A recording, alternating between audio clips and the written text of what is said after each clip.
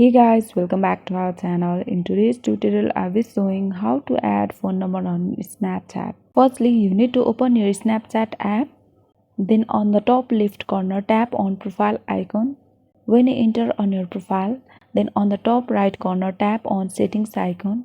And in the bunch of options, you can see mobile number, tap on it. Now you need to enter your mobile number. If you want your friends to find you by using your mobile number, then you can enable this. Here I don't want, so I disable these options. After that, tap on verify. Now you will be sent a verification code to your number. You can choose either by SMS or by call. Let's tap on send through SMS. Let's go back, and here we can see we have add phone number on our Snapchat, and this is how we can add phone number in our Snapchat. Make sure to subscribe and hit the notification bell of this channel so that you never miss an upcoming video. Thank you.